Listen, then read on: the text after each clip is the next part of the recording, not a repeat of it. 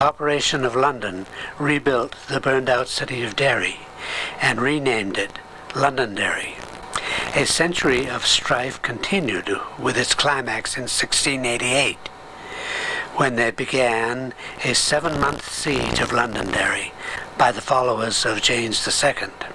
Many of the successful defenders, followers of William of Orange, later came to New England.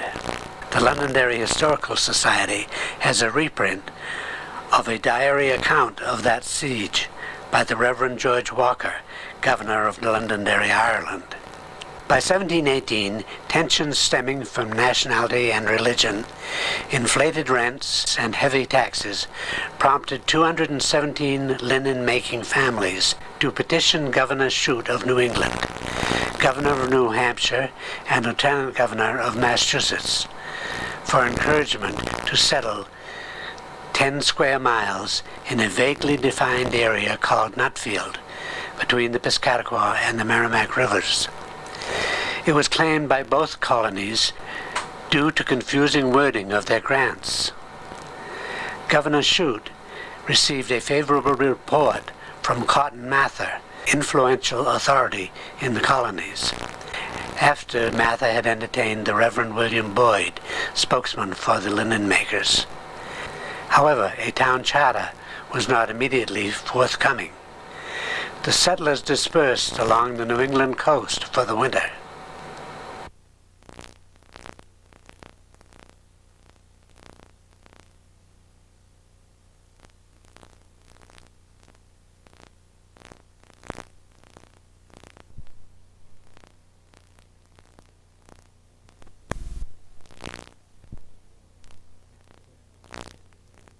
William Boyd, spokesman for the linen makers. But a town charter was not immediately forthcoming. The settlers dispersed along the New England coast for the winter.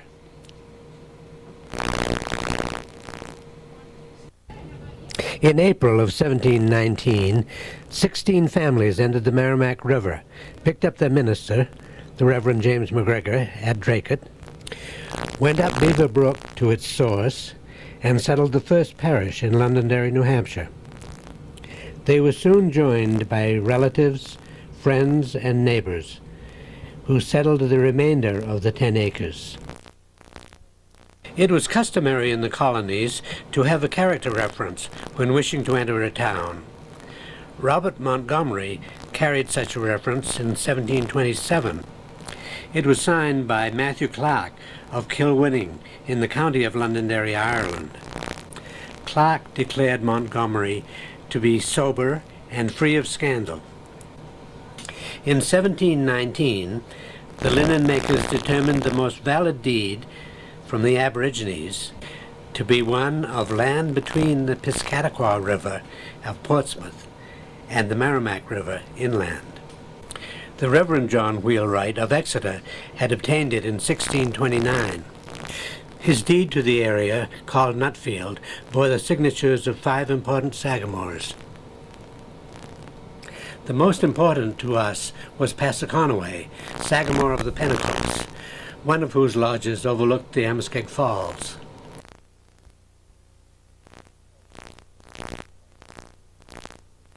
A most dramatic adventure happened to a shipload of settlers when, in mid-Atlantic, they were boarded by pirates in 1720. Rather than have the settlers walk the plank immediately, the pirate captain went below, where he found Elizabeth Wilson with an infant daughter. The pirate captain told Mrs. Wilson that if he could name the baby, he would let the ship go on its way. The pirate named the baby Mary and gave her a bolt of sprigged damask to be made into her wedding dress. Ocean-born Mary is believed to have been brought up in the old Wilson house on Auburn Road. In the 20th century, the house was sold and moved to Little Compton, Rhode Island, where it is a guest house known as the Seaborn Mary House. In her declining years, Ocean-born Mary lived with her son, Robert, in Henniker. She is buried in Henniker's Meeting House graveyard.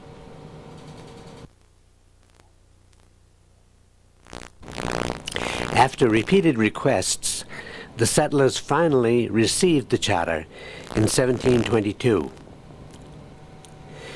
Issued in the King's name and signed by the colonial governor and his lieutenant, it named Londonderry and patterned it in the style of an important British market town.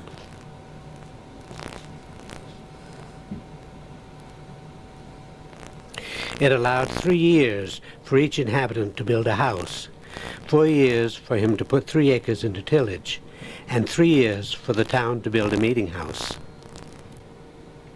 The town was yearly to elect officers and to pay a fee of a peck of potatoes to the colony. The charter is recorded in the official records of the province, kept in the Archives building in Concord, New Hampshire.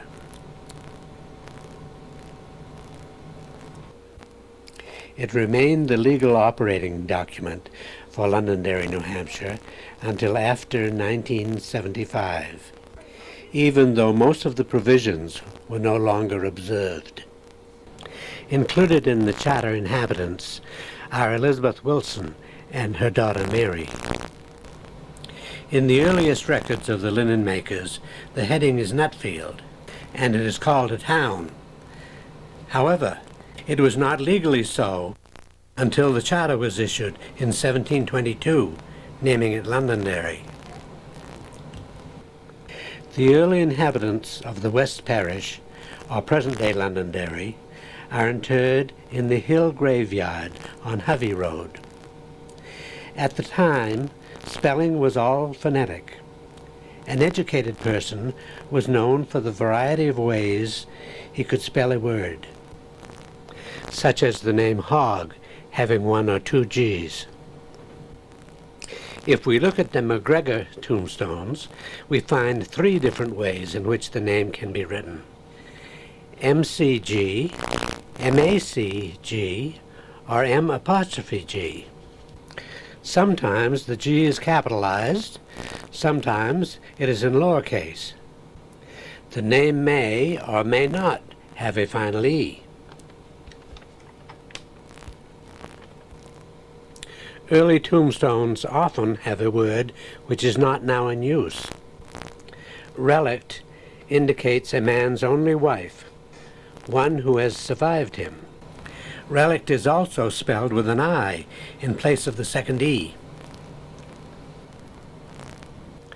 Margaret Wallace was the relict of Captain Robert Wallace.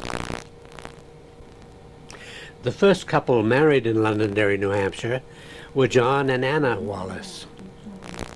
Also in the Hill Graveyard, we find the tombstone of the learned William Wallace, the first buried here in 1733.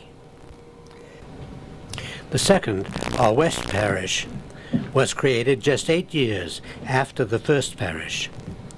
Tombstones were of slate or native stone, such as those of the Duncan family, showing typical symbols of the 1700s: coffins, hearts, death's heads, wings in flight, and abstract motifs. The second churchyard for burials in the West Parish is the Valley Graveyard. This lay beside the meeting house of the Reverend Morrison, begun in 1769. The parishioners' pews were square, with seats on all 4 sides. They were entered by a door off the aisle. In derision, they have been referred to as sheep pens. Note the enclosed end staircases to the balconies.